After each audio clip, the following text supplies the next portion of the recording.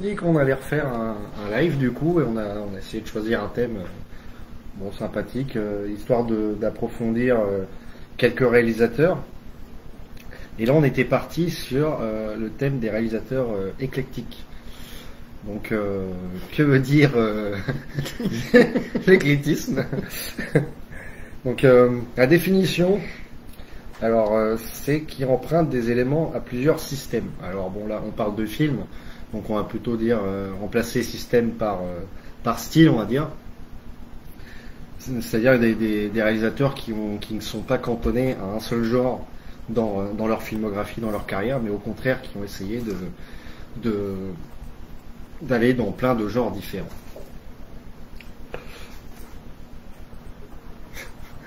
Donc pour commencer, on comptait un petit peu citer quelques réalisateurs qui étaient justement, pour bien qu'on comprenne de quoi on parle, qui sont complètement à l'opposé de ceux dont on va parler ce soir. Donc des gens qui se cantonnent à un style ou à des styles très très proches. Donc moi j'avais décidé de citer un spécialiste des comédies romantiques qui a fait quasiment que ça, c'est Woody Allen. Donc lui, quand on va voir sa carrière, il n'y a pas de western, il n'y a pas de film d'action, c'est quasiment que des comédies romantiques. Après, il y a quelques variantes quand même. Des fois, il peut faire une comédie de science-fiction une fois de temps en temps, mais sinon, ça tourne vraiment autour de ça. On pouvait citer aussi John Ford, donc qui lui est un expert clairement des westerns, des fresques historiques et puis aussi des films de guerre. Donc, quasiment. À chaque fois, il prenait John Wayne quoi, dans quasi tous ses films. Donc lui aussi, c'est un grand spécialiste d'un style. Si tu veux en citer un ou deux aussi. Ouais, il y a par exemple Cosmatos aussi qui a fait quasiment que des films d'action, des films de guerre, beaucoup. Ouais, c'est vrai, ouais. Sergio Leone qui s'est cantonné au western classique et au western un petit peu moderne, quoi. Ouais. Je crois après, il a fait très peu de films, mais je crois qu'il a fait un péplum, mais c'est vrai que sinon, c'est que le western. Pour l'italien, il est quand même très restreint, quoi. Ouais, c'est ça, au film de gangster. Enfin, ça shoot du monde, quoi. Ouais. Voilà. Moi, en français, j'ai cité aussi Georges Lautner, qui est un expert en comédie policière, notamment avec, on peut citer des Barbouzes, des Tontons Flingueurs, plein de films avec aussi Jean-Luc Belmondo. Vraiment, il excelle dans ce style. Hitchcock aussi, avec ses thrillers et ses films noirs, il a quasiment fait que ça tout le long de sa carrière. Admirablement bien, hein, mais puis quelques films d'horreur, quoi. On peut citer Les Oiseaux, mais il y a plus du thriller, quoi. Donc voilà, on peut en citer encore un autre, peut-être.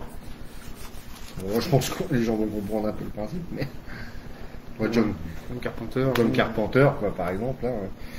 Donc en gros, la liste est longue. C'est plus facile de trouver des réalisateurs qui se cantonnent à un style ou à ses variantes plutôt que de voir des gars qui ont touché un peu tous les styles. Ça, c'est clair et net. Et sinon, oui, pour parler un peu, souvent l'éclectisme, forcément, plus la carrière d'un réalisateur est longue, forcément, plus ça va tourner vers... et il va vouloir toucher à plusieurs genres pour éviter de raconter tout le temps le même film. Donc forcément, les carrières longues vont toucher à plus de styles. C'est souvent quand même une histoire de réalisateurs de studio.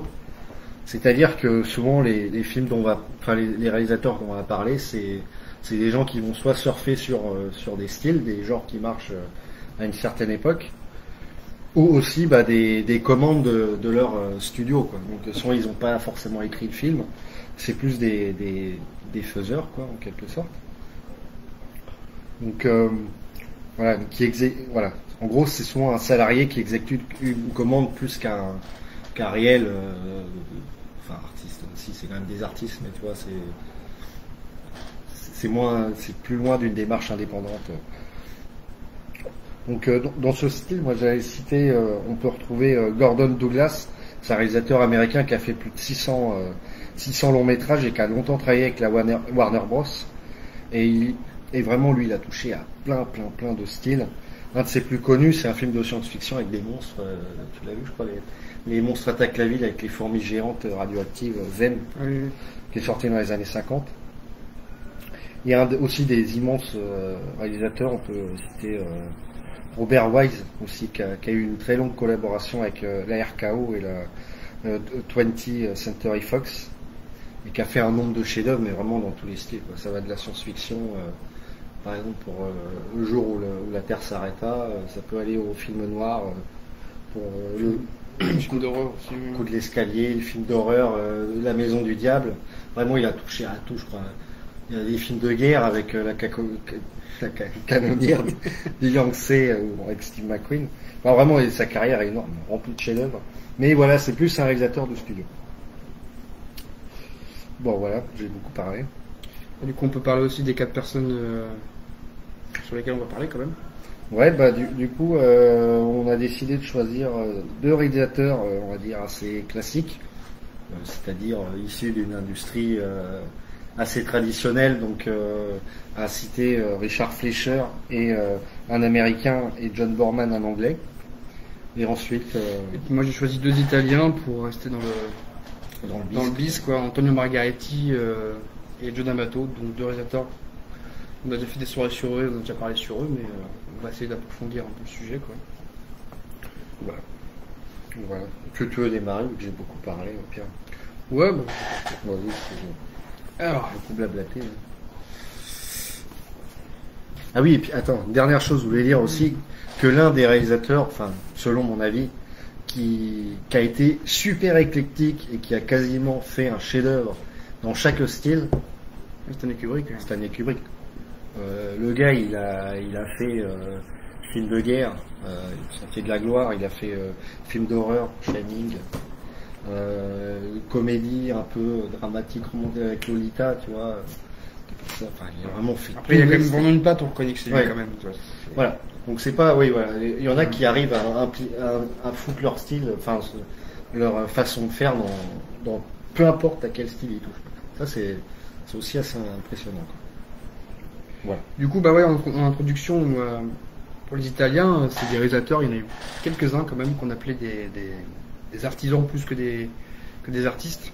Et c'est des réalisateurs qui faisaient des films comme ça quand il y avait un succès au cinéma, et ils tentaient d'en faire une espèce de copie pour surfer dessus, quoi. Donc souvent c'était des producteurs qui choisissaient les réalisateurs, ou alors c'est carrément le réalisateur des fois qui était à l'initiative des trucs comme ça. Donc Margheriti, c'est un peu ça. Il y en a d'autres, hein. Il y a eu Joe D'Amato justement, Bruno Mattei, Sergio Martino, Enzo Castellari aussi. Enfin voilà, des gens comme ça qui n'ont pas fait que des mauvais films, hein, d'ailleurs, hein, quand même, faut le dire. Non. Donc quand on Margheriti, il faut en parler parce qu'il a fait une très très longue carrière qui s'étend des années 60 jusqu'aux années 90. Plus de 30 ans de carrière, c'est quand même pas mal. Donc c'est un Italien qui est né à Rome en 1930, et il est mort en 2002, donc d'une crise cardiaque. Donc voilà, il est considéré comme un des plus grands artisans de la série B italienne, voire presque même mondiale, quoi. C'est un nom qui est connu quand même, qu'on évoque souvent. Donc voilà, la base, lui, c'est que c'est un technicien d'effets spéciaux. Il bossait sur des tournages comme ça de films dans les années 50-60. Puis un jour, il a décidé de faire des films de genre à lui, quoi. Donc il a touché à plein de styles différents. Donc il a commencé par la science-fiction, après il a fait des péplums, des western spaghetti, quelques films érotiques, mais il est surtout connu pour avoir fait des films d'horreur, des films gothiques, comme Mario Bava par exemple, des gens comme ça. Donc comme beaucoup de gens, il a changé de nom entre guillemets, il a pris un pseudonyme pour que ses films soient américanisés entre guillemets, que ça puisse se vendre à l'étranger. Donc il se faisait appeler Anthony Dawson. Donc voilà, c'est un pseudonyme comparé à Sergio Martino qui se faisait appeler Martin Dolman, des noms comme ça, ou Bruno Mattei qui se faisait appeler Vincent Dawn. Voilà, des noms comme ça. Donc vous voyez, il a fait c'est pas le plus prolifique au niveau des films, il a pas fait non plus 200 films comme D'Amato, mais il en a fait un certain nombre quand même, il a fait une bonne, ouais, pas loin de 50 hein, quand même, c'est pas mal, hein, quand même. C'est pas mal. Donc voilà, il est aussi considéré comme une des principales influences de Tarantino, il le cite souvent, et il a fait 2 hommages à Margheriti dans ses films. Donc le premier, c'est dans Inglourious Basterds, où c'est Eddie Ross qui s'appelle comme ça. dans le film où Oui. il joue des Italiens, des espions italiens alors qu'ils sont américains, et puis C'est ça.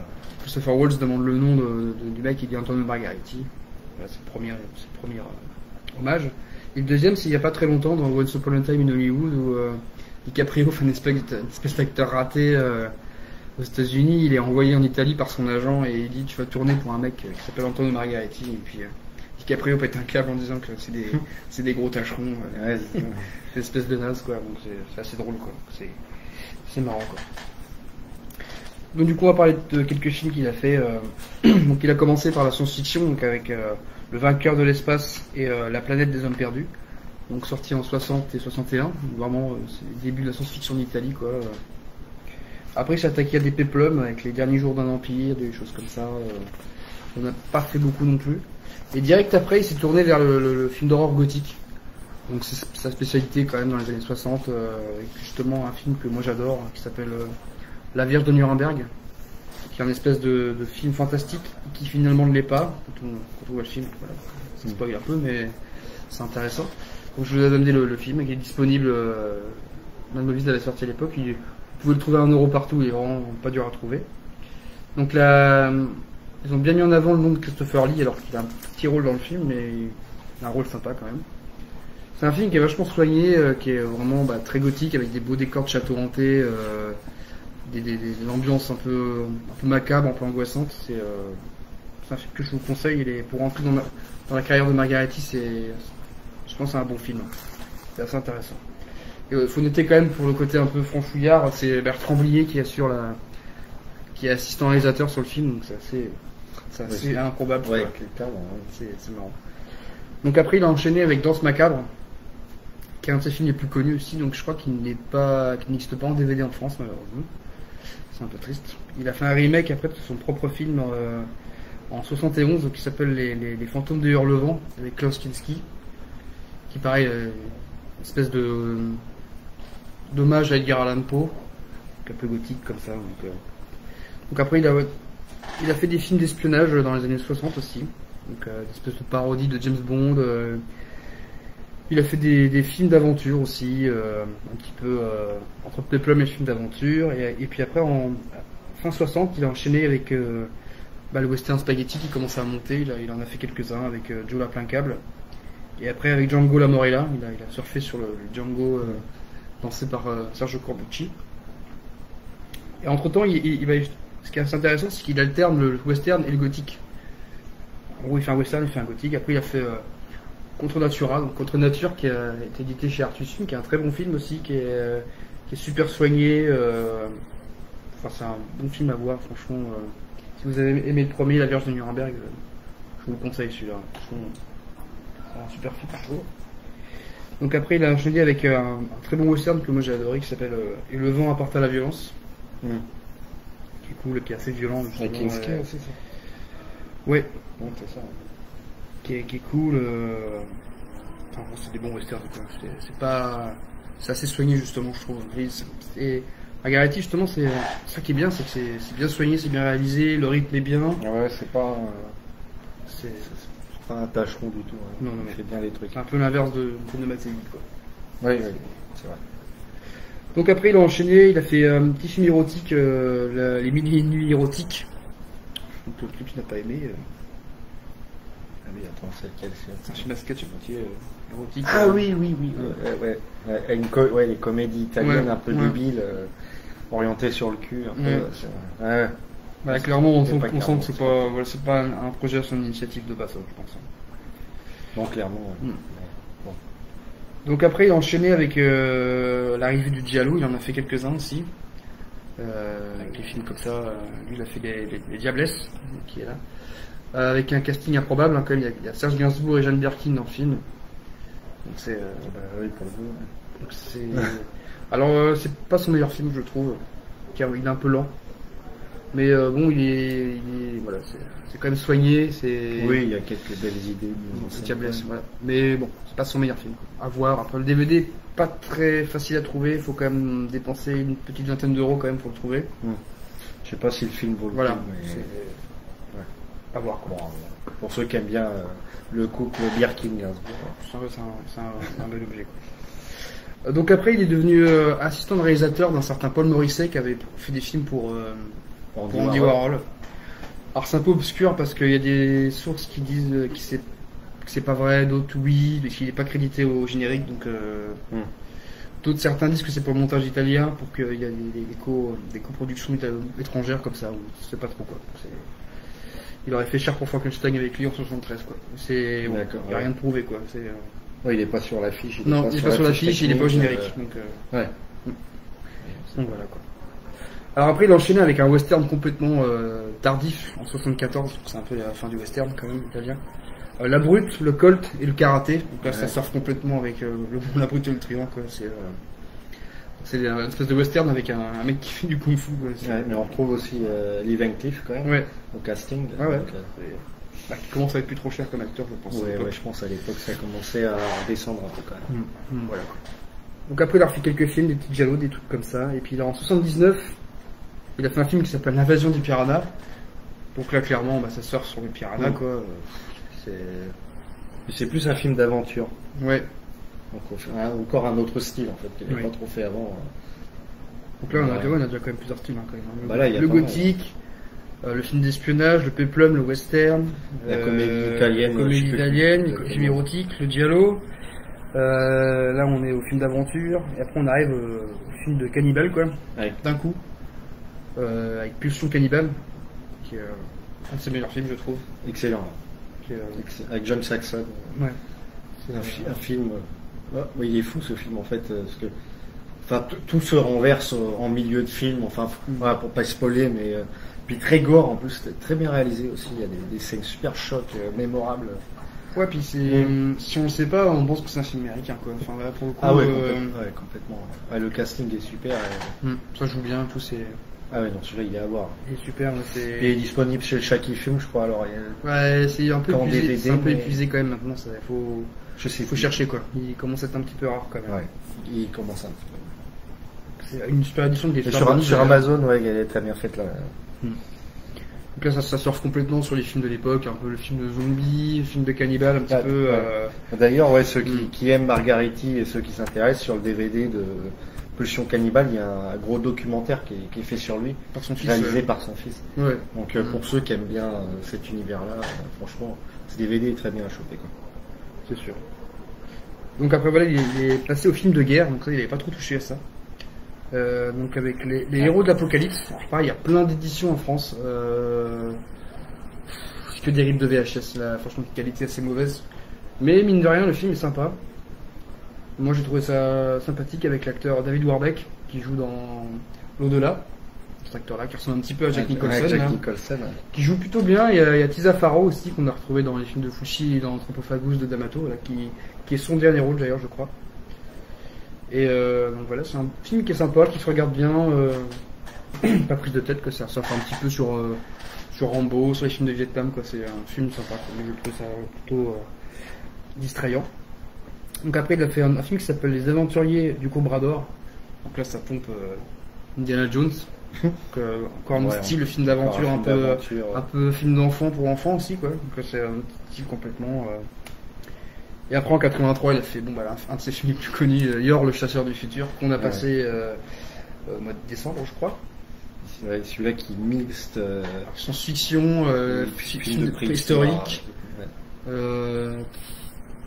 C'est complètement what the fuck quoi. Mais on s'ennuie pas quoi. C'est Raon dans l'espace quoi. C'est pareil quoi. Ouais, là pareil, il surfe un peu sur Star Wars, il surfe sur Conan, enfin c'est un peu. Clair, il mélange tout quoi. C'est le méchant il a un casque noir, enfin directement pour ça Dark Vador direct quoi. C'est un truc de fou quoi. Mais c'est un très bon film je trouve. Oui, il y a quand même un petit côté vraiment série Z qui est un peu rigide par moment quoi. Mais je pense qu'il y a un petit côté assumé quand même je trouve parce que. Déjà quand tu pars avec un scénario comme ça, c'est difficile. C'est de l'espoir quoi. C'est clair. Mais il a bien marché ce film d'ailleurs.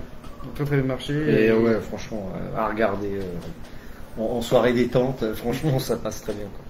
Alors malheureusement, il y a un super Blu-ray qui existe en Italie et une version américaine aussi, mais il n'y a pas de version française. C'est un petit peu les côtés obscurs du bis des fois comme ça. Il n'y a pas d'édition quoi, donc faudra le voir en streaming sur internet ou voilà. Ou alors fallait venir à notre séance au mois de décembre en 35 mm. C'est ça. Là, c'est foutu. Donc voilà, en 84, il a sorti un film, Le Temple du Dieu Soleil, donc pareil, encore un film d'aventure un peu kitsch, quoi. En 84, il a sorti Nom de code, Voix sauvage, donc avec Klaus Kinski, Lee Van Cleef, donc un peu des films de guerre qui a été édité chez Artus Film aussi. Donc là, il a continué là-dedans. Après, il a fait Commando Léopard, pareil, même style, film de guerre. Après, Triangle de la peur, encore un film d'aventure. Et puis Alien, la créature des abysses, en 89. Donc, qui a fini par un gros nanar, je l'ai pas vu celui-là, mais. Donc une créature. Avec des pinces en caoutchouc. En pince en mousse. Ouais, donc voilà. Bon, ce qu'il faut noter, c'est que dans la plupart de ces films, il y a un acteur qui revient souvent qui s'appelle Luciano Pigozzi, qu'on appelait le Peter Lorre italien, qui a quasiment dans presque tous ses films. Hein. C'est assez impressionnant. Parfois des grands rôles, parfois des petits rôles. Jusqu'à la fin, il l'accompagne dans quasiment tous ses films. Donc après, il a fait des petits films comme ça. Il a fini par Cyberflic, donc j'ai pas vu. C'est un film qui est introuvable. Hein. C'est une espèce de. C'est pas terrible. 97 quoi. Puis après, bon, voilà, un policier, du coup, il a pas trop fait de policier, lui. Du coup. Bah, il a pas fait de film trop violent policier, non, mais bon, là, voilà, il a fait un petit peu la Robocop, quoi. Ouais, qui était pas mal à la mode, quand même, en Italie, les films policiers. Donc, ouais, ça faisait quand même pas mal de style, quand même, pour une petite. Au final, c'est beaucoup de films, mais pour un italien, c'est pas tant que ça fait quand même beaucoup de style. Bah, oui, il a pas mal surfé, enfin. C'est assez énorme, quoi. Un peu sur ce qui fonctionnait, mais quand même, ces films sont vraiment tous sympas à regarder. Ouais, souvent, on s'ennuie pas, quoi. Non, c'est sûr. Et puis quand on voit plusieurs interviews, et tout le monde dit qu'il était vraiment sympa, super ouvert. On disait qu'il était un petit peu à l'inverse de Umberto Lenzi, qui était considéré comme un gros fasciste, un peu machiste. Voilà, qui n'hésitait pas à sacrifier des animaux sur le tournage, quoi. Il n'est pas seul, hein, mais bon, voilà, c'est. Lenzi a touché à pas mal de styles aussi. Aussi, ouais. Je les compare un peu, moi. Oui, clairement. Oui, les deux sont pas. Après, il a fait moins de trucs un peu drôles, Lenzi. Il faut quand même plus des films sérieux, je trouve. Peut-être à part son Nightmare Beach, quoi. Mais... qui est très cool. Slasher avec un tueur à moto, je vous conseille. Avec John Saxon, je crois. Oui. Ah, voilà pour Margaretti. Déjà, ça fait pas mal de films à voir. Ouais. Bon, bah, on va aller du côté. Bonjour, il n'y a personne. On parle dans le vide. Bon, c'est pas grave. On va aller du côté des États-Unis avec un réalisateur que j'apprécie tout particulièrement. C'est vraiment mes réalisateurs préférés, on va dire, voilà. Qui est Richard Fleischer. Que beaucoup connaissent pour quelques films. Il a sorti quand même pas mal de classiques, vous verrez. Je vais essayer de revenir sur sa carrière, parce qu'il a quand même une grosse carrière. Il y a 46 films à peu près environ, étalés des années 40 jusqu'aux années 80, donc c'est quand même pas mal. Qui a inspiré beaucoup de personnes, notamment Brian De Palma. Qui a inspiré beaucoup de Brian De Palma. Donc il est né en 1916 à Brooklyn, à New York, et il est décédé en 2006 à l'âge de 89 ans. Donc son père, en fait, il s'appelle donc Max Fleischer, et en fait c'était un pionnier de l'animation. Il avait une boîte de production d'animation, Fleischer Company, ça s'appelait, et c'était notamment le créateur quand même des dessins animés Popeye et Betty Boop. Donc il était déjà pas mal placé dans le milieu de l'audiovisuel. Donc au début, Fleischer, lui, il s'était orienté vers la psycho. Et ensuite, il a voulu devenir acteur. Sauf qu'il n'a pas trop réussi en tant qu'acteur. Et il a été engagé comme monteur, puis réalisateur par la RKO Pictures. Donc la RKO, c'est une boîte de prod américaine qui a produit énormément de films, qui a lancé notamment Orson Welles, donc qui a produit son premier film, Citizen Kane, qui est pas rien, qui a lancé aussi Jacques Tourneur, qui a produit pas mal de films de Robert Wise. Enfin voilà, c'est une grosse boîte de prod, mais qui a été dissoute en 1959. Donc voilà. Donc son premier film en tant que réalisateur sort en 1946 et il s'appelle Child of Divorce. Et c'est un film à tout petit budget, c'est un drame, et il va enchaîner avec plusieurs drames et des comédies. Et à partir de 1948, il va sortir 3 films policiers à la suite. Et en 49, ce sera son premier film inspiré sur l'univers des serial killers en fait, parce que vu qu'il avait fait, il s'était intéressé à la psycho, il était très intéressé par ces personnages-là, ces torturés. Donc le film s'appelle L'homme sans visage, qui est sorti en 49. Donc son premier grand succès sort en 1953, qui s'appelle Chicago Express. C'est un film noir qui se passe entièrement dans un train en mouvement. Une sorte de film un petit peu à la Hitchcock avec un mystère où c'est un policier qui doit protéger une femme en fait, qui doit témoigner contre un gangster. Donc, voilà, il le protège et c'est une sorte de long jeu de chat et de la souris et c'est hyper palpitant comme film, je vous le conseille.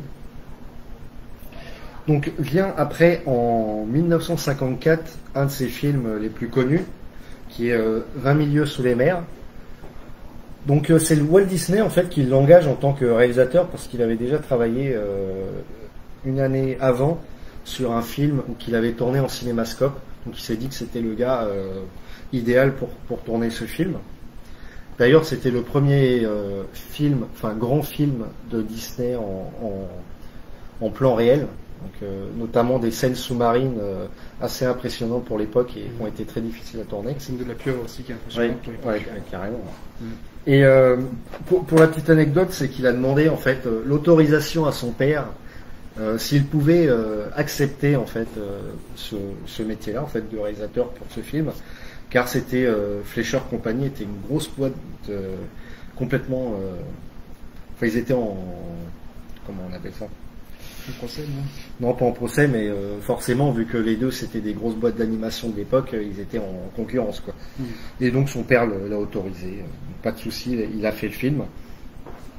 Le film a très très bien marché. Et il a notamment reçu l'Oscar de la meilleure direction artistique et l'Oscar des meilleurs effets visuels. Donc voilà. Ensuite, il va réaliser un petit film policier qui s'appelle Les Inconnus dans la ville, que la Seconde Zone avait passé d'ailleurs, il l'a en pellicule, et qui est plutôt sympa. Et ensuite il va se tourner vers le western, où il va filmer, il va tourner un film qui s'appelle Bandido, qui met en scène Robert Mitchum. Ensuite il va aller vers les films de guerre, avec un film qui s'appelle Le temps de la colère en 1956 avec Robert Wagner dans le rôle principal. Et ensuite, il va réaliser aussi un de ses plus gros films en 1958, une nouvelle collaboration avec Kirk Douglas qui s'appelle Les Vikings, sorti en 1958. Voilà, comme ça. Alors, bon film d'ailleurs. Ouais, très très bon film. Donc au casting on retrouve Tony Curtis, voilà, et Ernest Borgnine et Janet Leigh. Ce qui est drôle pour l'anecdote, c'est que Ernest Borgnine joue le père en fait de Kirk Douglas, sauf qu'il avait que 6 mois de plus que ce dernier en fait. Donc, bon, c'est pas très crédible, mais il fait plus vieux de visage, donc voilà, ça passe dans le film. Alors le film a été tourné dans pas mal de décors réels. C'est ce qui donne un côté assez impressionnant. Pour un film de cette époque, il y a quelques scènes tournées en studio forcément, mais donc ils ont tourné pas mal de scènes dans le fjord de Lim, en Croatie, et aussi toute la scène dans le château a été tournée en Bretagne, en France, dans le château de Fort-la-Latte, pardon. Donc le film a été un immense succès, il a fait 13 millions de dollars au box-office. Et Kirk Douglas, à l'époque, quand il a accepté le rôle, il a décidé de ne pas prendre de salaire, mais par contre de prendre 60% des bénéfices. Voilà. Donc pour lui, c'était jackpot, quoi. Il a remporté plus de 3 millions de dollars grâce à ce film.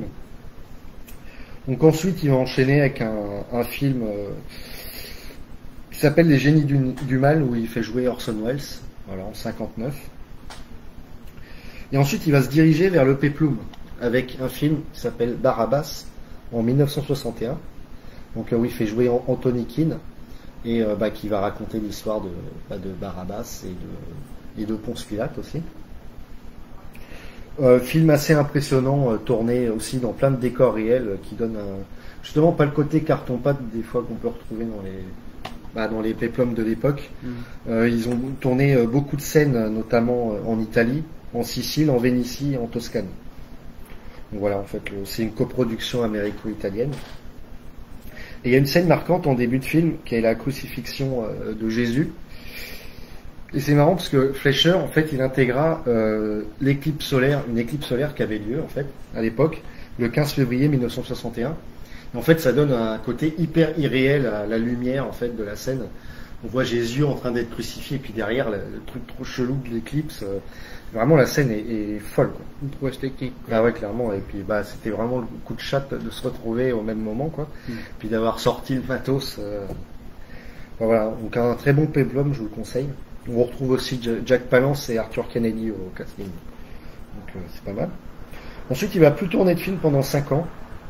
Et il va revenir vers un nouveau style. On n'avait pas l'habitude de le voir dans ce style, qui est la science-fiction, en 66, avec le voyage fantastique. Donc au casting, on peut trouver Raquel Welch, Stephen Boyd ou encore Donald Pleasence. Alors, qui est un film un peu qui parle de la course à la technologie avec les soviétiques, où des scientifiques sont miniaturisés, envoyés dans le corps d'un mec. C'est un peu le buste magique, un peu, quoi. Ouais, clairement, ça s'inspire. Et aussi, clairement, l'aventure intérieure de Joe Dent, qui est sorti en 87, qui s'inspire énormément de ce film, quoi, qui est aussi très sympa. Et le film a vraiment une gueule particulière, quoi, très très pop, plein de couleurs, hyper psyché. Et notamment, il a eu l'Oscar des meilleurs effets spéciaux visuels et celui des meilleurs décors. Donc c'est quand même pas mal. Alors ensuite, en 67, il va faire une comédie musicale. Voilà, donc pareil, un nouveau style encore. L'extravagant Docteur Dolittle, donc qui a été fait ensuite dans les années 90 avec Eddie Murphy, là, où c'est un mec qui peut parler aux animaux. Alors je pense que ça vient d'un bouquin là-bas, mais je suis pas sûr à 100%, mais voilà, un film plutôt mineur, hein, et ce qui est assez marrant, c'est qu'après ça, justement, une comédie musicale assez mignonne, il va direct embrayer vers un de ses films les plus sombres de sa carrière. Il retourne sur les serial killers avec L'étrangleur de Boston, et qui est un de ses meilleurs films de sa carrière, avec un Tony Curtis impressionnant, s'inspirant d'un vrai serial killer qui s'appelle Albert de Salvo. Voilà, un serial killer qui a assassiné à Boston 13 femmes entre 1962 et 1964, qui engendra une des plus grandes traques de l'histoire. Voilà, pour le retrouver, parce qu'ils n'arrivaient pas à le choper, quoi. Donc après, au casting, face à lui, on peut trouver Henry Fonda qui joue le policier qui est en charge de le retrouver, et aussi George Kennedy qui joue un autre policier. Qu'est-ce qu'on peut dire sur ce film? C'est que le film est vraiment une reconstitution très impressionnante et très minutieuse de cette affaire criminelle. Notamment Fleischer, en fait, il demanda l'accès au dossier, en fait, des vrais meurtres, et il parlait avec le vrai policier qui était qui était chargé de l'enquête à l'époque. Et il utilise aussi beaucoup de split screen dans ce film, qui inspirera notamment beaucoup Brian De Palma. Donc le split screen, pour rappeler, c'est on va couper l'image en plusieurs cadres, en fait, pour montrer deux actions qui se passent en même temps, mais pas au même endroit. Donc par exemple, là dans le film, il va l'utiliser très intelligemment, par exemple pour montrer le tueur en train d'arriver sur la scène de crime, et en même temps la victime qui ne se doute de rien, en fait, et qui fait sa vie normalement, alors qu'il donne et on sait comment la scène va finir. Alors c'est très glauque, en fait, très impressionnant. Voilà. Ensuite, il va enchaîner sur un film sur Che Guevara, voilà, avec notamment Omar Sharif et Jack Palance. Donc ensuite, un film de guerre, Tora Tora Tora, sur la guerre du Pacifique. Donc il avait déjà fait un film de guerre dans les années 50, et là il en refait un. Ensuite, je vais passer rapidement sur ce film, un autre film de serial killer que je vous avais parlé la dernière fois, L'étrangleur de Reddington Place, qui est excellent aussi. Et donc cette année 1971 est très prolifique, il fait 3 films. Donc c'est des films quand même assez majeurs et assez... bon, c'est pas forcément des tournages hyper énormes avec beaucoup de décors, mais quand même 3 films en un an, c'est pas mal. Et ensuite il sort la même année du coup un film que moi je vous conseille, qui est vraiment pas connu de sa filmographie, qui s'appelle Les Complices de la Dernière Chance. Un néo-noir hyper impressionnant, très bien filmé, qui se passe au Portugal, avec un George C. Scott impressionnant, charismatique. Le film comporte plein de courses-poursuites, les pneus crissent comme pas possible sur les routes, plein de fusillades. C'est un film très très sombre encore, et c'est un film assez méconnu dans sa carrière, mais qui est pourtant vraiment excellent, quoi. Alors ensuite, il va retourner au thriller, d'ailleurs, je l'ai regardé hier, Terreur aveugle. C'est un film où on suit Mia Farrow, qui joue une aveugle, en fait, qui est aux prises à un tueur, en fait.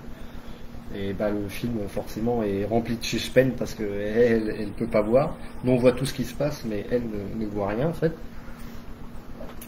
Ce film rappelle aussi un autre film qui s'appelle Seul dans la nuit, avec Audrey Hepburn, sorti en 68, qui est excellent aussi, qui est sur le même concept, en fait, une femme aveugle aux prises à des brigands, quoi, qui veulent. Alors bon, là, ils veulent pas la tuer seule dans la nuit, mais ils veulent voler des choses chez elle. Un super film. Et d'ailleurs, ce film anticipe pas mal de slasher par moment, où le tueur est révélé qu'à la toute fin du film, on voit rien, en fait, c'est que des inserts, on voit soit ses bottes, soit son briquet, soit... Presque un giallo, en fait, quoi. Et ça s'inspire clairement du giallo, clairement, quoi. Donc bon, on va bientôt arriver à la fin. J'avoue qu'il a fait beaucoup de films là, quand même. Et ils sont tous très bien, donc et je vous les cite pas tous parce que je vous cite vraiment les principaux, quoi. Alors ensuite en 72, la même année que celui-ci, comme quoi c'est un réalisateur assez prolifique quand même. C'est Les flics ne dorment pas la nuit, il reprend George C. Scott et notamment Stacy Keach, qui est un film policier où on suit deux policiers, en fait, qui font des rondes la nuit à New York, et on voit toute la violence des rues, en fait, et c'est un film très réaliste, très très psychologique. Je vous le conseille, vraiment un super film, quoi. C'est pas si vite quand même. Ensuite, il va retourner vers la science-fiction, qui est, je pense, un de ses films les plus connus, hein, on peut le dire, hein, Soleil Vert. Qui est une erreur de traduction d'ailleurs. Voilà, qui est alors à la base. Soylent Green, qui ne veut pas du tout dire Soleil Vert. Voilà, à la base c'est Soylent Green, voilà, et à la base c'est adapté d'un bouquin, voilà, qui a encore un autre nom que Soylent Green, je me souviens plus exactement, mais. Oui, ça parle d'une société décadente. Voilà, donc c'est un film d'anticipation avec Charlton Heston. Le film, il va mixer pas mal de codes quand même des films d'enquête, un peu, des films policiers, mais aussi des films un peu de... c'est clairement une fable dystopique, quoi. Ouais, c'est post-apo un peu aussi quand même. Complètement, c'est post-apo. Alors là, on se retrouve dans le futur, dans une Amérique en 2022, si je me trompe pas. C'est bientôt. Et qui anticipe un petit peu notre période, parce que ça parle de surpopulation, de réchauffement climatique, du coup, il y a un chômage énorme.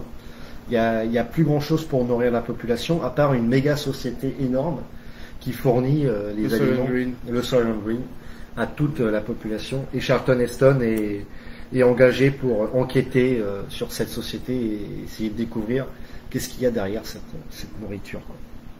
C'est un super film. C'est vraiment un super film, qui a reçu d'ailleurs le Grand Prix d'Avoriaz en 74.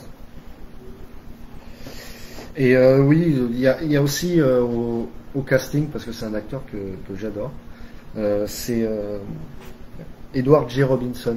C'est vraiment une légende d'Hollywood. C'était son dernier rôle. C'est celui-là qui joue son ami, là, qui est très vieux et qui meurt juste... Oh, pardon, je spoil. Non, bon, c'est... on va le dire. En gros, la scène... on dirait presque un hommage à lui-même, en fait. Ouais, est super émouvant Et apparemment, sur cette scène-là, c'est vraiment les larmes d'Edward G. Robinson. En fait, il était condamné par un cancer, il est mort quelques mois après. Et Charlton Heston était l'un des seuls à le savoir, en fait, sur le tournage. Et voilà, je vous conseille toute la filmographie de ce mec-là, Edward G. Robinson. Il a tourné plein de films avec, notamment opposé à Humphrey Bogart dans des films noirs des années 40. Super acteur, super. Alors ensuite, il va faire un autre film que j'ai vu assez récemment avec Charles Bronson, un film d'action assez bourrin. Apparemment, Quentin Tarantino kiffe ce film. Voilà, ça m'étonne pas. C'est un film assez impressionnant avec plein de courses poursuites, des fusillades, un Charles Bronson qui joue un mec hyper badass, enfin qui pète des culs, enfin. Puis vraiment ouais, un peu à la Shérif Fais-moi peur, c'est-à-dire c'est des grandes courses poursuites. Enfin, c'est des films assez impressionnants pour l'époque et vraiment 70s dans l'âme, quoi. Ce film est fou, quoi. Je le conseille, excellent.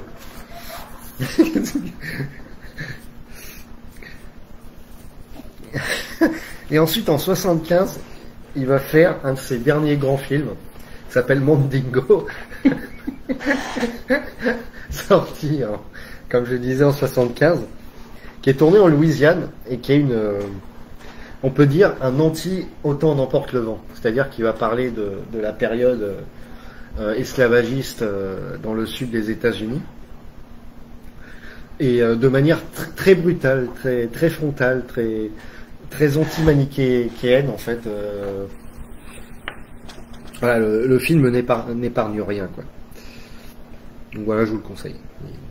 D'ailleurs, à la base, oui, à la base, il voulait vraiment faire une énorme fresque. Le premier montage tournait 3h35, sauf qu'il a été remonté par le producteur Dino De Laurentiis, et au final, il dure 2h15, je crois. Ouais. Donc, alors, je sais pas s'il y a une version complète, mais enfin, c'est assez fou, quoi. Et donc ensuite, peu à peu, sa carrière va s'essouffler.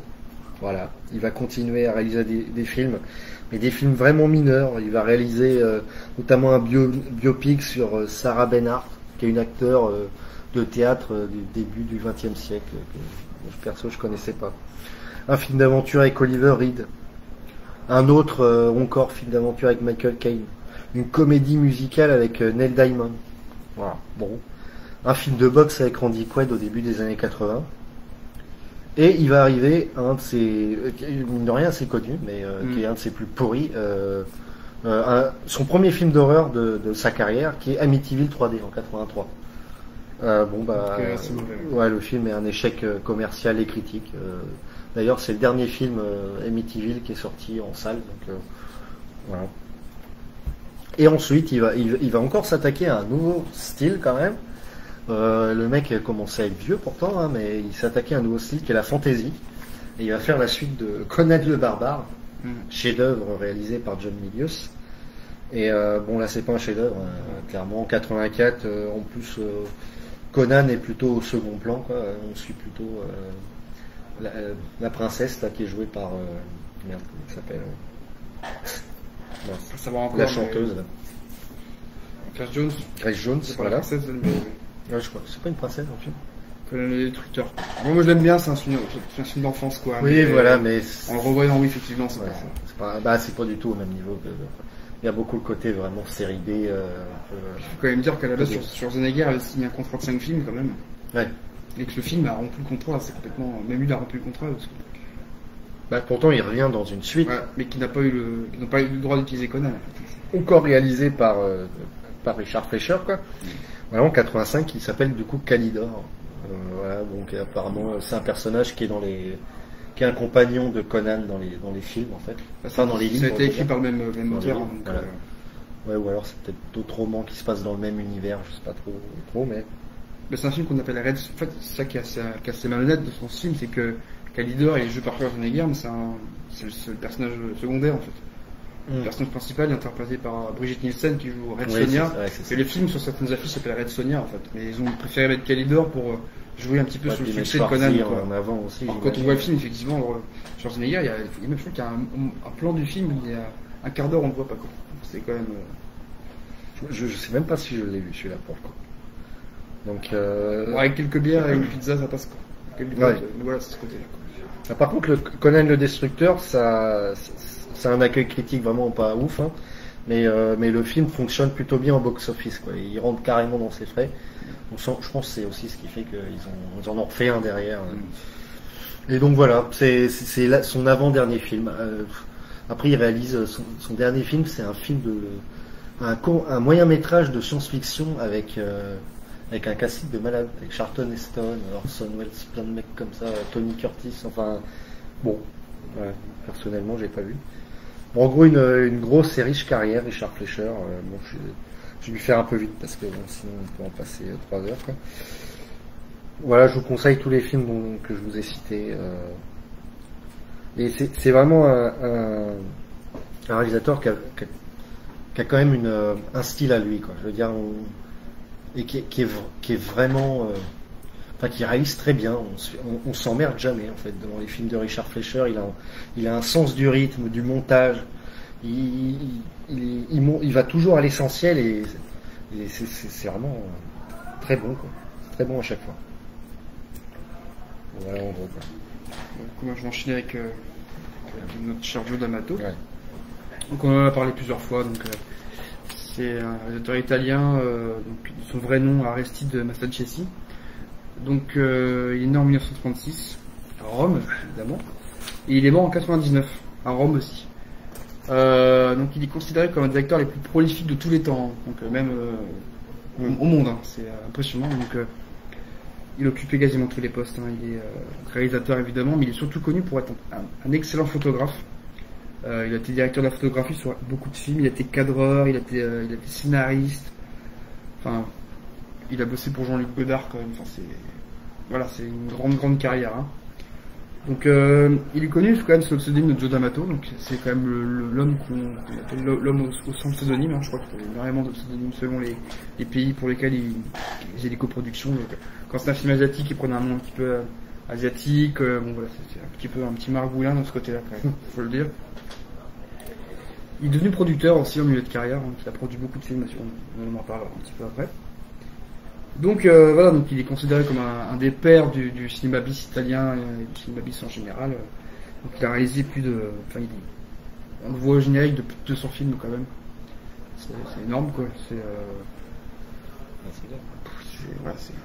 C'est monstrueux quoi. C'est assez monstrueux quoi. Il a commencé donc voilà comme électricien, chef opérateur, justement sur des films de Godard, sur des films comme ça. Et puis un jour il a voulu se lancer sur ses propres ailes. Justement, à la fin, il s'était plus lancé il bosse sur les films de Fulci, par exemple, sur Les Trop Blancs, c'est le directeur de la photo, ou l'Antéchrist des Martino, quoi. Donc après, il s'est lancé dans ses premiers films, qui sont déjà à l'époque un petit peu malhonnêtes. Son deuxième film, qui est un film de guerre, il y a déjà des stock shots à rallonge, des séquences coupées de documentaires où on voit Hitler. Donc voilà, c'est déjà un petit peu le début, quoi. Donc lui, il commence il commence à faire un western. Il commence à faire des western spaghetti, et après il se tourne vers déjà l'horreur très tôt. Il a fait des films d'horreur très tôt, des films d'horreur, et puis on sent que Joe D'Amato c'est un voyeur. Il y a beaucoup de choses côté voyeurisme dans ses films qu'on ressent beaucoup dans toute sa carrière. Et justement il y a un peu de phase. Je trouve qu'il y a ses films de cœur et ses films ces films qui lui rapportent de l'argent quoi. On le sent quand c'est voilà.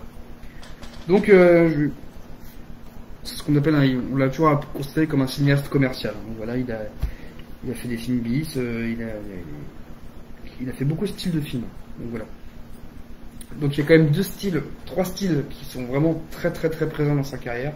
Donc l'érotisme évidemment, l'horreur et le porno. Donc voilà, malheureusement, c'est un truc qui est très présent dans ses films. Qui a souvent plutôt une vision à dégoûter les gens plutôt que d'exciter. On en a parlé l'autre fois déjà, c'est propre à sa carrière. Donc voilà, il a fait. Il est considéré comme le premier réalisateur italien à avoir introduit une scène de porno hardcore dans un film. Donc voilà, c'est le père du porno italien quand même. Bah oui, c'est pas rien. Donc voilà, donc un véritable cinéaste d'exploitation. Donc vous voyez, il y a plein de styles différents. Donc on va commencer par les films de guerre, les films de western par exemple. Il a fait aussi d'autres films. Après il a fait une espèce de film gothique, La mort a souri à l'assassin, avec Toskinski qui est malheureusement qui n'a pas été édité en France. Voilà, mais il m'a pas été donné de le voir malheureusement. Puis Cormac le Fédéré qui est un des plus mauvais westerns italiens réalisés. Donc voilà, il fait des films comme ça. Après il a enchaîné avec d'autres films, donc il a fait alors ça il était franchement haï pour avoir fait ça. Il a remonté un film de Jess Franco qui n'a pas été édité, qui s'appelle Justine. Donc d'ailleurs il n'y a pas longtemps on a fait la gaffe, on a rencontré le producteur de Jess Franco, Daniel Le Seur, et il veut retrouver les enfants de John Amato quoi, pour les tirer ça au clair quoi. Donc voilà, voilà. Après il enchaîne avec un très très bon film que moi j'adore, qui a été édité il n'y a pas très très longtemps par le chat qui fume. C'est Emmanuel et Françoise, qui est un film complètement voyeuriste, qui est une espèce de Rape and Revenge avant l'heure quoi, où on suit une actrice, une femme qui veut venger sa sœur d'un homme qui fait souffrir sa sœur et elle se suicide à cause de lui en fait. Elle décide de l'attacher derrière une vitre et de coucher avec des hommes devant lui pour l'exciter et lui l'attacher quoi. Donc c'est complètement voyeuriste quoi, le fait d'avoir un miroir sans teint. Donc c'est vraiment un bon film, l'édition est super, il y a une interview de notre ami Sébastien Guéraud de 50 minutes qui est excellente. Il y a aussi un documentaire sur Joe D'Amato qui s'appelle Une expérience de l'horreur, donc c'est un entretien avec Joe D'Amato d'1h20, c'est quand même long, c'est super, qui était déjà une VHS qui avait été fait dans les années 90 qui s'appelait Joe D'Amato Totally Uncut, qui du coup n'avait jamais été traduite, c'était italien sous-titré en anglais, et là c'est titré en français, donc c'est vachement intéressant, je vous conseille l'édition. Alors après c'est vous, parce qu'il commence à être un petit peu rare maintenant, commence à être un petit peu épuisé. Donc voilà, il est connu pour les Emmanuel, donc là encore une fois, un petit pompage, sans mauvais jeu de mots, des films français Emmanuel. Alors lui il a enlevé le M, il a enlevé un M à Emmanuel, pour éviter les plagiats. Comme quoi ça suffit, mais voilà, il a enchaîné avec d'autres films. Donc après il a fait Emmanuel en Orient, après il a fait Voluptueuse Laura, qui est aussi un Emmanuel avec Laura Genser, son actrice fétiche. Black Emmanuel, il n'y a pas rajouté Black devant. C'est Black Emmanuel, mais oui, là ça y est pas. Mais... Parce que le premier Black Emmanuel, c'est pas lui qui l'a fait, mais c'était Laura Genser déjà. Après il a fait Emmanuel en Amérique. Alors celui-là je vous le conseille, c'est un de mes films préférés de Joe D'Amato. C'est bon, pareil, Canal Plus détient les droits, donc il n'est pas édité en France. Mais si vous cherchez bien, vous pourrez le trouver. Donc il y a une séquence dans le film où Laura Gemser, la journaliste, elle cherche des criminels comme ça, des gens un petit peu, et puis elle apprend que certaines personnes payent pour tuer des gens. Donc ça rappelle complètement Hostel des années avant quoi. Et elle tombe en fait sur un microfilm, un espèce de Super 8 où on voit des gens qui torturent des gens. C'est super bien fait pour l'époque. Franchement c'est très très malaisant, c'est bien crado à souhait. Je vous conseille ce film, hein. Franchement c'est super intéressant.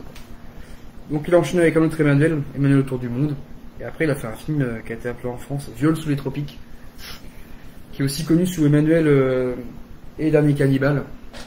Alors moi je trouve que c'est pas un film très bon, beaucoup de studios à Rome quoi. C'est un film qui a été édité chez Neo Publishing et qui a été réédité il y a pas longtemps chez Artus Film, avec un gros bonus de David Didlot dessus. Alors, moi j'aurais préféré qu'ils éditent des films, d'autres films quoi. Genre Emmanuel en Amérique par exemple. Ouais, bon, c'est un film à voir, hein, voilà, on sent le côté un petit peu, le côté Tarantino au niveau de la pellicule, un peu voilà, c'est un peu jauni, etc. Donc c'est pas un film hyper passionnant. Pour les fans, quand même. Voilà, c'est pour les fans de Laura Gemser. Donc après il a enchaîné avec sa période dite comme ça, avoir un petit peu de porno quand même. Il commence à mettre des scènes de porno dans ses films. Donc il a pas mal collaboré avec Bruno Mattei, avec qui il est resté très très ami jusqu'à la fin. Donc je me classe comme D'Amato au-dessus de Mattei quand même. Faut pas exagérer non plus. Après il a commencé à faire des films de non-exploitation avec les amours interdites d'une religieuse. Toujours un petit peu dans la provoque, hein, toujours anticlérical, toujours voilà, c'est ça qui est. C'est quelqu'un qui faisait des films un petit peu de plagiat, mais qui faisait toujours plaisir et qui racontait quand même toujours une petite morale ou d'ailleurs souvent dans ces films les femmes gagnent tout le temps d'ailleurs, hein. C'est assez récurrent. Et puis il est toujours un peu plus loin que les autres quand même Oui, toujours. Dans ce qu'il fallait montrer, quoi, tu vois, et dans l'admissible, on va dire. Et lui, il aimait bien dépasser ça, quoi, titiller ça. Hein, toujours. Et après, justement, il a fait un film qui est considéré comme un de ses meilleurs, qui est sorti en 79, qui s'appelle Blue Holocaust, Blue Omega, qu'on a passé l'année dernière. Alors là, encore aujourd'hui, c'est un film qui choque pas mal, qui est vraiment dégueulasse, quoi. On suit un espèce de Roméo et Juliette moderne où un jeune homme perd sa fiancée d'une mort étrange, et lui, il est taxidermiste, il décide de l'empailler et de la garder avec lui, quoi. Déjà, c'est hyper glauque, c'est macabre. Ouais. Et la séquence où il la découpe pour enlever les organes, on voit tout, quoi. C'est très dégueulasse. Ils utilisent de la peau de cochon, de mettre en très gros plan serré avec des organes à l'intérieur, des boyaux, des machins. C'est une romance nécrophile, quoi. Oui, c'est particulier, quoi. Et puis c'est quand même assez vieux, quoi. C'est 79. Ouais, puis c'est italien. Hein. Quand il y a des romantiques après, tu vois, mais c'est 87, tu vois. C'est une Italie encore un peu très religieuse, quoi.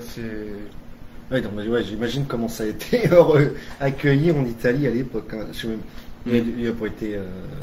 Il y a eu de la coupe, interdit, quand même. non, Il y a eu de la coupe. Hein. Voilà, vous pouvez le trouver chez Neo Publishing. Hein. Voilà, c'est un. Ok, ouais, qui est sympa comme édition. Il n'a jamais été réédité, donc c'est un très bon film. L'édition n'est pas. Voilà, puis il y a une pas dégueu non plus. Il y a une interview de Franca Scopi, donc qui fait l'actrice secondaire du film. D'ailleurs, qui était végétarienne, elle est pauvre, et vu qu'elle a moitié cannibale ou je sais pas quoi, elle bouffe de la viande, ça l'a fait beaucoup fait rire ce rôle en fait. Puis ils ont fait des boules de viande de soja, enfin, c'est assez marrant, quoi. Donc, voilà. Elle est la gouvernante en fait. Oui, c'est ça. Qui joue aussi dans le film de Mattei. Son film de nonne. Ah oui. L'autre enfer. Oui, c'est ça. Elle joue dedans aussi. C'est l'affiche de film. Voilà. Oui, d'accord, ok.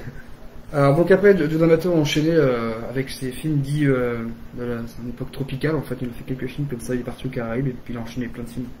Il est un peu comme Jess Franco, dès qu'il profitait d'un décor pour faire d'autres films. Il citait souvent Roger Corman comme un de ses réalisateurs préférés. C'est un peu la même mode de fonctionnement. Où on utilise un décor jusqu'à. Puis s'il nous reste 600 mètres de pellicule, on l'utilise quand même, ça servira plus tard, quoi. C'est vraiment tout à l'économie, quoi. Donc il a enchaîné avec des films comme ça en 80, donc Les Plaisirs d'Hélène, Orgasme Monero. Et là justement ça commençait vraiment, il est rentré de plein pied dans le porno, quoi. On y va crado. C'est du porno un peu dégoûtant, un peu crado, encore une fois qui vise pas à exciter. Un peu malsain, quoi. On voit que les actrices elles aiment pas trop ça dans les films. C'est des acteurs porno non professionnels, entre guillemets. Hein. C'est des gens un petit peu pris comme ça sur le tas, dont une actrice qu'il a beaucoup utilisée, qui est jouée que pour s'acheter de la drogue. Là, c'est malsain, quoi. C'est vraiment. C'est glauque, quoi. Il a enchaîné avec Hard Sensation, un film que j'aime beaucoup qui s'appelle Le Sexe Noir, donc qui est connu sous le nom de Cessonero. Justement, qui est un film anti-raciste. Donc, enfin, c'est intéressant. Alors, il n'y a pas beaucoup de porno dans le film, c'est très peu, hein. C'est quelques plans comme ça, c'est pas non plus. Voilà. T'es pas content. Voilà. Alors après, il a stoppé un peu cette époque-là. Donc il a tourné des films qu'il a sortis plus tard, mais qu'il a gardé sous le coude. Là, il a enchaîné avec un de ses chefs-d'œuvre, entre guillemets, Anthropophagus quand même, qui est son film le plus connu, hein, qu'on a aussi passé l'année dernière, qui est un espèce de film qui surfe un peu sur le vague de zombies, mais c'est pas non plus un zombie, quoi. C'est un mec Ouais, moitié entre cannibale et zombie. Voilà. C'est un slasher aussi un peu. Là, il a un petit peu surfé sur Halloween aussi, sur Vendredi 13. Donc encore un autre style. Ouais, puis ça se passe dans un château, donc il y a aussi un côté un peu gothique. Oui, ça mélange plein de genres en fait. Hein. Clairement, ce film-là, il est assez original quand même. Moi, c'est pas mon préféré. Hein. Non, moi non plus, mais voilà, je trouve qu'avoir il est sympa. Il y a quelques scènes cool quand même. Faut le voir, et puis en plus il y a quelques passages assez risibles, quoi, qui sont assez marrants. Ouais. Notamment le début avec le casque du mec sur la plage, là, qui se fait un coup de machette dans la gueule. Enfin, ouais, puis George Eastman est quand même assez impressionnant dans le rôle. On va dire la taille. Puis à la fin, le film est quand même assez connu parce qu'il a été censuré, parce qu'à la fin il bouffe un fœtus humain, quoi. Ah oui. Ouais, c'est vrai. Et Joe D'Amato vous dit non, si c'est un vrai fœtus humain à l'époque pour choquer un peu. Et justement, il aimait beaucoup raconter des conneries comme ça pour essayer de se faire connaître, quoi. Bah, c'est ça, ouais, de faire venir, parce que les gens sont un peu comme ça, hein, ils sont curieux et un peu Oui, oui, complètement. Voilà. Ils veulent tester leurs limites, quoi, les gens. Normal. Donc après, il a un autre film porno. Il a enchaîné avec un film que moi j'adore, qui s'appelle La Nuit Fantastique des Morts Vivants, donc, qui était considéré comme son seul film de zombies. Il y a plusieurs versions, donc il y a une version normale, donc c'est un film un petit peu érotique, mais un film d'horreur un petit peu crado qui sort vraiment sur le zombie 2 de Fushi, quoi, avec les mêmes zombies que les asticots et machin, enfin c'est vraiment le même style. Il y a quelques scènes porno dans certaines versions, qui servent à rien dans le film en fait, c'est bien clairement, c'est pour rendre le truc un peu plus sexy quoi, donc il y a des versions sans, donc c'est je trouve un très bon film. Donc il a enchaîné avec un de ses films les plus connus aussi, qui est complètement un ovni quoi, Porno Holocaust. On en a parlé un petit peu l'autre fois. Édité chez Backfilm, qui est, je pense, le premier film qui mélange porno et horreur. Quoi. Je pense. Hein, on suit un espèce de, dans les mêmes décors que les films d'avant. C'est un espèce de zombie qui a été une île qui a été radiée. Donc le zombie, le mec, il a un sexe gigantesque, il viole des filles. Enfin c'est complètement what the fuck le scénario quoi. Je trouve que c'est un des moins bons de tous ces films-là. Complètement, c'est long, c'est malsain aussi, quand même, faut le dire. Voilà, il est assez connu. À voir si vous êtes très curieux, quoi. Mais c'est pas non plus. Voilà. Après, il a enchaîné avec quelques autres films. Il a enchaîné aussi avec ce film horrible, toujours édité chez Backfilm, qui commence à être un petit peu rare aussi. Donc il a été appelé Anthropophagus 2 en Allemagne, c'est un petit peu une espèce de fausse suite. Il est sympa, donc c'est vraiment que des scènes de meurtre quoi, quasiment. Ouais. C'est un peu gore aussi quand même, c'est bien. Ah bah oui, d'essayer de montrer plein de scènes gore. Moi je le préfère à Anthropophagus 2, mais il est sympa. Ouais, moi aussi. Il est sympa, c'est à voir quoi. Donc là il change de film gore un petit peu, il retourne là-dedans. Et après, là, il change complètement de style. Il fait un film qui s'appelle 2020 Texas Gladiators. Ouais. Donc post-apo à la Mad Max. Post-apo. Alors, le film est plutôt attribué maintenant à George Eastman en tant que réalisateur. Joe D'Amato aurait plus été conseillé sur le film, en fait. Bon, c'est pas un film très bon. Moi, je le trouve vraiment cool, mais c'est ça qui est... Avec la VF, c'est quand même à mourir de rire, quoi. Oui. Là, D'Amato commence à rentrer un petit peu dans ce que les gens disent, mais de façon méprisante, ça paraît un petit peu nanar, quoi. Il s'en foutait un petit peu, quoi. Donc là, il enchaîne avec un autre film qui surfe sur Caligula. Donc, le péplum, quoi. Caligula, la véritable histoire. Donc, qui a été aussi un petit peu appelé Caligula 2 en Allemagne, notamment, pour surfer sur le film de Tinto Brass. Voilà. Alors, oui et non, ça raconte un petit peu notre trame, c'est plus une histoire de vengeance. Il y a un côté Rape and Revenge dedans aussi. Alors pareil, vous avez ce DVD de Backfilm aussi, vous avez plusieurs versions, il y a des versions françaises, version anglaise, version italienne, une version soft, une version porno. Il est super complet, hein. Il y a plein de choses, il est super intéressant. Les décors sont un peu kitsch. À moi, je crois qu'il y a 2 colonnes grecques avec un espèce de l'herbe, quoi. On s'y croit un petit peu, quoi, mais c'est un petit peu kitsch quand même. Ouais. Mais... C'est un film qui est aussi un petit peu malsain quand même, l'acteur qui joue le Caligula, qu'on retrouvera dans Bloody Bird plus tard, très bon acteur, il joue super bien quoi. C'est le mari de Laura Gamson, c'est ça? Non, c'est pas. Non, il se prend le... Ah d'accord. Ah, il y a des scènes d'orgie dans le film qui sont complètement filmées, c'est un peu crado quand même. Moi j'aime beaucoup ce film-là, il est vraiment sympa, mais c'est crado. Alors là il change complètement de style, donc comme on parlait tout à l'heure, le succès de Conan le Barbare, et bah lui il a fait Hathor l'Invincible, donc un film d'heroic fantasy avec des araignées en plus quoi. Ouais. Voilà, il a enchaîné avec ça. Après il a fait un petit film érotique Love in Hong Kong. Après il enchaîne avec un autre post-apo que par contre là j'aime beaucoup, qui s'appelle le Gladiateur du futur en 83. Pareil, qui a des super éditions aux États-Unis, en Italie, en France, il n'est pas édité.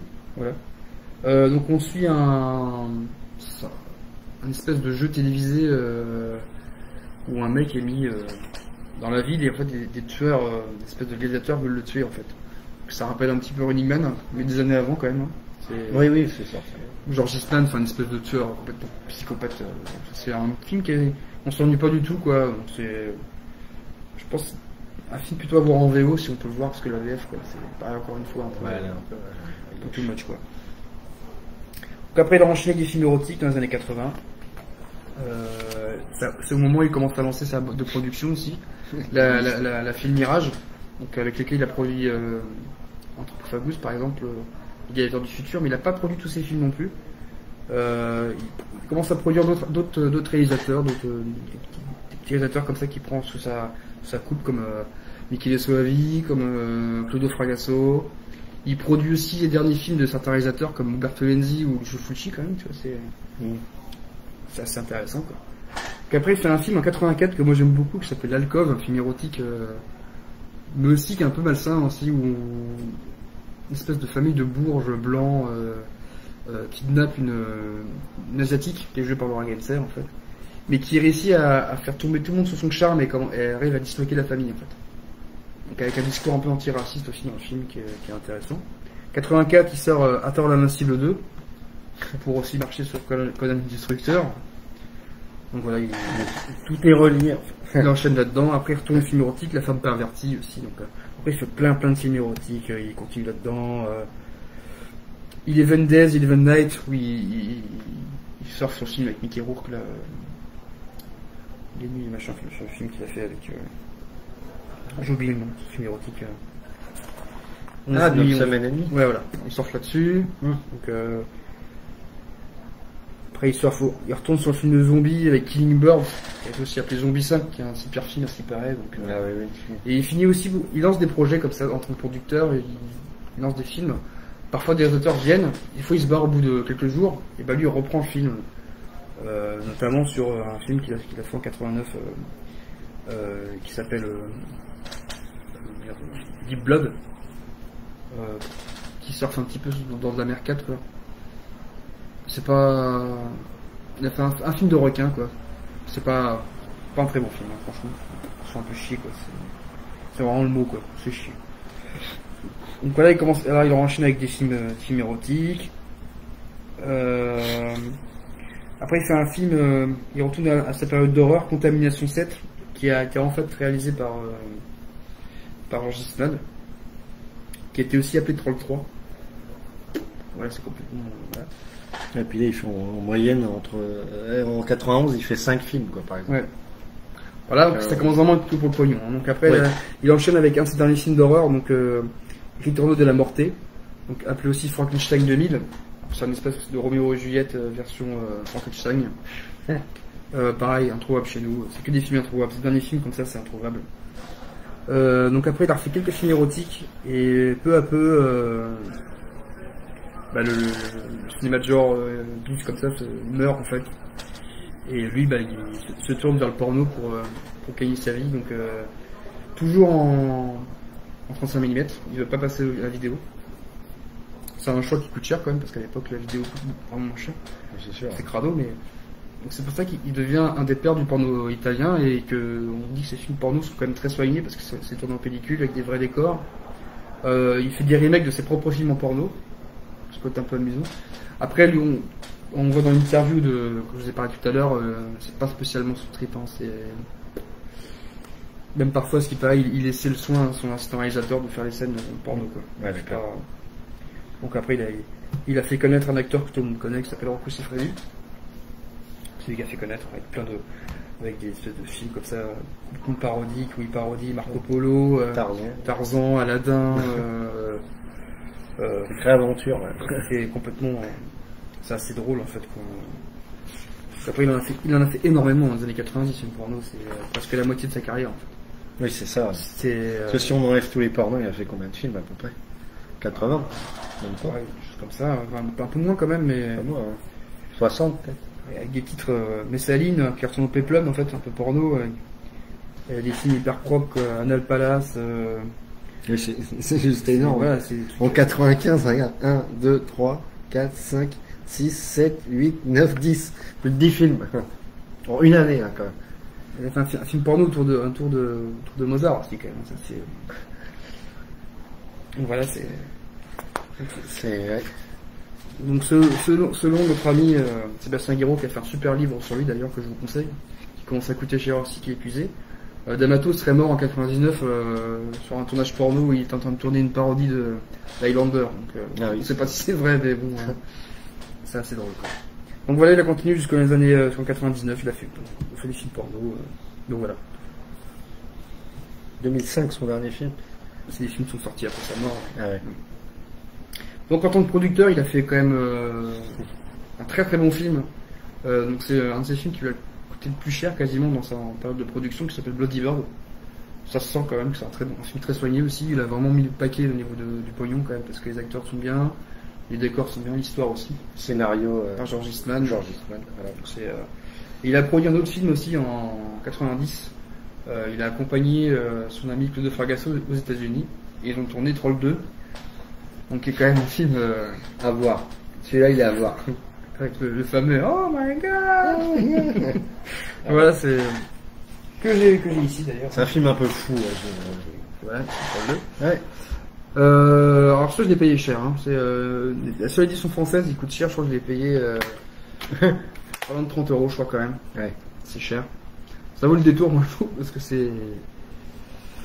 Voilà, c'est très très drôle et Fragasso, on s'en est pas trop, moi non. je trouve vraiment. On lui prenait le sujet très à cœur quand même, ouais. parce que il se passe plein de trucs. L'acteur du film qui était enfant a tourné un documentaire il y a pas longtemps sur le film, qui a été présenté aux États-Unis dans un cinéma avec le film.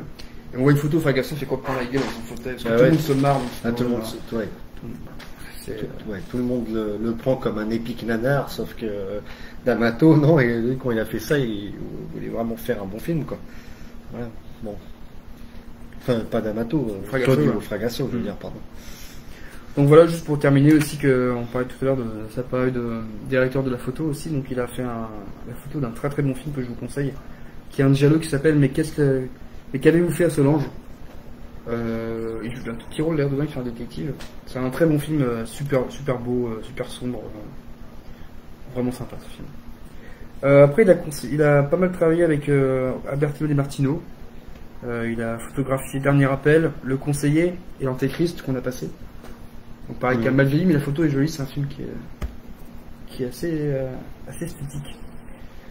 Donc voilà, après il a fait aussi Les Vierges de la Pleine Lune, qui a été édité Gertus, où il fait la photo aussi, un film gothique, un peu psychédélique.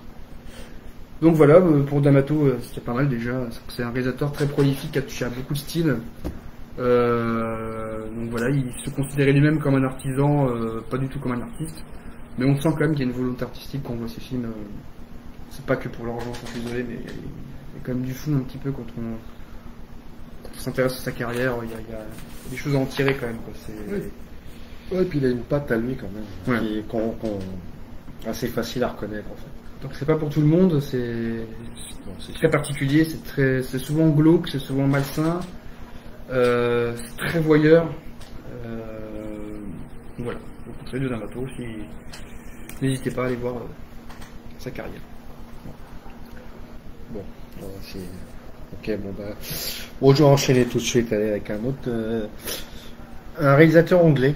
Du coup, qui est quand même assez connu, hein, qui a fait quelques films qui ont très bien marché, qui s'appelle John Boorman.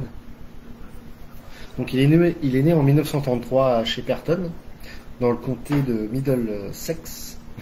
Je sais pas si c'est vraiment ça, c'est dans la banlieue ouest de Londres. Donc c'est un producteur, scénariste, acteur, voilà, anglais. Donc son premier film, il l'a réalisé en 1965. Donc pour le coup, c'est alors qu'est-ce que c'est que ça? Son premier film qui s'appelle Sauf qui peut, voilà, en 65. Et ensuite, qui est tourné en Angleterre. Voilà. Et ensuite, en 67, il va réaliser son premier film aux États-Unis, qui est devenu assez culte avec le temps. Il met en scène notamment Lee Marvin dans le rôle titre. C'est un polar très sombre, assez violent, voilà. Donc avec une esthétique très fin années 60, avec vraiment une architecture hyper bien trouvée, les intérieurs très pop, les meubles très pop. Et d'ailleurs, la réalisation, il accorde une très grande finesse à la réalisation avec des plans très bien trouvés, une manière de raconter l'histoire avec pas mal de flashbacks. Enfin, c'est très original pour l'époque et on s'attend pas qu'un polar soit raconté de cette façon. Donc voilà, c'est une histoire de vengeance qui peut rappeler le film. Enfin moi ça m'a, je l'ai vu cet après-midi du coup, donc c'est tout frais encore. Ça me rappelle énormément le film qui a été fait en 99. Alors je me rappelle plus le nom du réalisateur. Où c'est Mel Gibson en fait, le rôle principal, et c'est quasi le même scénario en fait. Un gars qui veut se venger, voilà, tout le monde le croit mort, en fait il est pas mort, et il veut aller retrouver les gens qui l'ont trahi pour récupérer son argent. Voilà, donc je vous le conseille énormément celui-là. Donc ensuite il a enchaîné un autre film avec Lee Marvin et Toshiro Mifune qui parle de la guerre du Pacifique en 68, qui s'appelle Duel dans le Pacifique. C'est là qu'il a une réelle reconnaissance internationale. Voilà, il commence à être assez connu. Et donc en 70, il décide de retourner en Angleterre pour un film qui s'appelle Léo le Dernier, qui est une comédie ce coup-ci, une comédie dramatique avec Marcello Mastroianni dans le rôle principal. Donc voilà. Et ensuite en 72, donc il retourne aux États-Unis pour réaliser, je pense, un de ses films les plus connus et les mieux appréciés par le public, vraiment, qui a reçu le meilleur accueil critique, s'appelle Délivrance, qui révèle en quelque sorte vraiment au grand public deux acteurs absolument excellents, Burt Reynolds et Jon Voight. Voilà, deux très grands acteurs. Donc c'est un film un peu d'aventure, un survival un petit peu en quelque sorte. Qui va un petit peu pas se moquer, mais un petit peu montrer que un certain retour à la nature que certains Américains des grandes villes imaginent comme un peu idyllique, sauf que bon bah ça se passe pas comme ils veulent. En fait, ils font une descente en canoë et puis il va se passer des trucs. Plutôt sur des rednecks. Voilà, sur des rednecks mais le film est vraiment, enfin comment dire. Il montre très peu de choses en fait. Il garde vraiment ses effets de genre, ses effets de manche. Voilà, il les garde vraiment pour des bons moments. Le film est très psychologique. C'est assez réaliste en fait. Oui, complètement réaliste. Et je crois qu'il y a il y a au moins un tiers du film qui se passe après en fait. Voilà. Une fois qu'ils retournent chez eux et on sent tout le traumatisme qu'ils ont vécu. Et voilà, c'est un film très psychologique et bien moins. Enfin, on pourrait croire que c'est un film d'action, mais en fait, pas du tout, quoi. Pas du tout. Donc ensuite, là, il va se retourner vers un autre style parce que c'est vraiment un réalisateur qui a fait pas beaucoup de films à comparer à D'Amato. Il en a fait 16. Et il a touché à énormément de styles et il a très vite changé de style du tout au tout. Et donc là, il a décidé d'aller se diriger vers le film de science-fiction qui s'appelle Zardoz, où il met en scène un Sean Connery avec un style on ne peut plus original et what the fuck. C'est-à-dire qu'il a une sorte de... Il a un slip rouge et une tresse. Il a juste un slip avec des bretelles, non, je crois. Des balles. Ah oui, des balles, ouais, c'est et ça, des colliers de moustache. Comme des bandidos un peu. Voilà, une moustache, une tresse énorme, un style, un moule burn incroyable. Ça fameux poil sur le torse. Et c'est sa moquette sur le torse. Et d'ailleurs, il y a Charlotte Rampling aussi dans le film, voilà, qui joue un second rôle quand même important. Le film est complètement psychédélique, what the fuck, mindfuck au possible. Faut pas être trop fatigué parce qu'on comprend rien, quoi. Ouais, c'est vraiment un ovni lui aussi, hein, je trouve. Pour le coup, ça mérite même, je pense, plusieurs visionnages. Ça parle d'un monde un peu bizarre où le Dieu n'existe pas. Enfin, même moi j'aurais dû.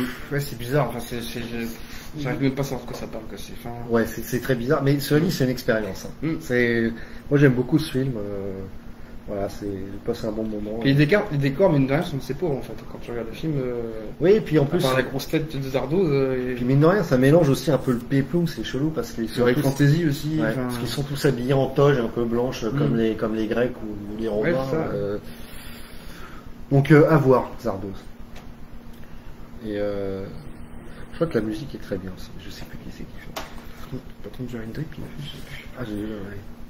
Je me rappelle qu'il m'avait pas mal marqué. Donc ensuite, alors je ne l'ai pas en DVD, mais en 77, il va réaliser un film d'horreur qui est la suite de L'Exorciste de William Friedkin. Donc L'Exorciste de l'hérétique, qui s'appelle. Voilà Je trouve pas terrible.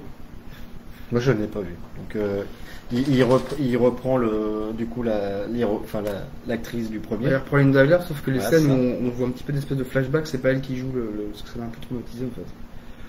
D'accord. En fait, ils veulent remonter, ils veulent retrouver le dieu Pazuzu, en fait, le démon Pazuzu, de savoir d'où il vient, donc ils vont en Afrique, je crois, et puis ils cherchent le relique du démon, quoi.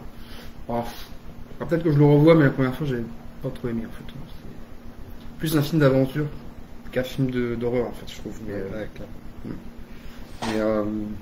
Et, donc voilà, bon, il y a quand même un bon budget qui a été mis dans le film, mais le succès est pas terrible, quoi, vraiment. Il n'y a pas un très bon accueil. Ensuite, il va encore changer de style. Et pour le coup, lui, je trouve vraiment ça assez fou, en fait. Et pourtant, il a un style quand même assez marqué comme réalisateur, qui est un peu dur à définir, d'ailleurs. Donc, il va se diriger vers un peu la fantaisie, en fait, en quelque sorte, où il va essayer de réinventer à sa manière, à sa sauce, la légende arthurienne. Alors en mode, mais complètement un peu comme Zardo, c'est un peu ça. ouais, En cacahuète, un peu. Ouais, what the fuck, avec rempli de plein de séances de rêves, cauchemars, psychédéliques, enfin assez fou, une esthétique très prononcée qui fait très, je sais pas, très jeu vidéo, enfin très Donjons et Dragons, en fait, je sais pas, c'est. Merlin qui est un peu con dans le film aussi. Ouais, aussi, il y a con dans le sens pas sympa, quoi.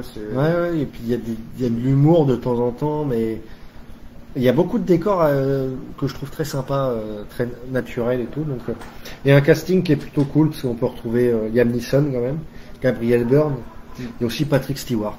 Donc, un film à découvrir quand même, qui va pas plaire à tout le monde, mais qui a vraiment une identité propre. Enfin, c'est ça qui est bien avec lui, c'est qu'on on peut être déçu, mais dès qu'on a vu le film, on l'oublie pas en fait. Ah oui. On se dit, ah oui, j'ai vu un truc quand même assez original, assez singulier, quoi.